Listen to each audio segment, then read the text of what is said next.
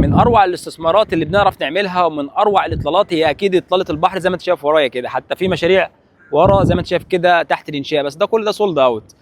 فكرة ان البحر عمره ما بيخيب امال مستثمر. البحر هنا في دبي او الاطلالات البحريه او المناطق الشواطئ او المناطق البحريه او الساحل عموما نسبه قليله جدا موجوده مقارنه بنسبه دبي، او عادي يعني مساحتها من مساحه دبي حوالي 5%.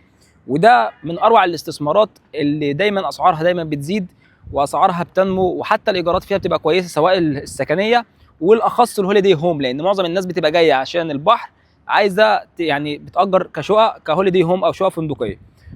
فعشان تملك حاجه على البحر طبعا دي بتبقى تحتاج يعني اختيار سريع ومع مطور قوي، لان حتى المطور هيفرق. يعني سعر الوحدات او الزياده اللي هتحصل في الاسعار بتفرق بناء على على مين المطور اللي ورا المشروع.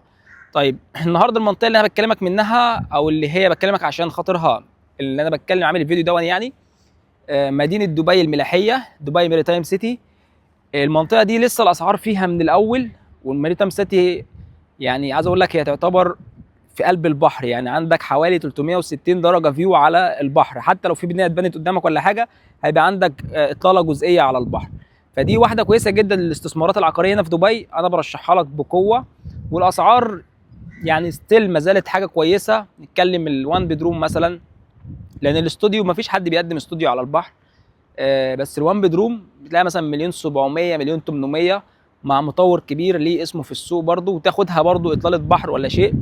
الجميل ان انت هنا والاول مره بقول لك ايه، انت عندك اطلاله البحر مع حاجه ثانيه. بقول لك تاخد السان سيت، ولا اقول لك تاخد برج خليفه والداون تاون وابراج دبي مارينا وابراج دبي سكاي لاين، ابراج شارع الشيخ زايد، ولا عايز اطلاله مثلا السيتي اللي هي الكوميونتي. ليه؟ لان كل ده جاي مع بحر، يعني كانك بالظبط واقف في النص هنا كده وطالع ببنايه، فانت كل المحاط بالبحر. طبعا دي مش دي المنطقه بالظبط، المنطقه جوه البحر قدام كده، فانت يعتبر قدام في نص البحر محاط بنفس التاور اللي قدامك ده، والتاور ده هو ال 360 درجه كلهم فيو على البحر. فدي من افضل من حاجه انا احبها، يعني احب البحر او اطلاله البحر دي يا جماعه، من حاجه اللي هي ما بتموتش ولا يعني دايما في زياده في الاسعار.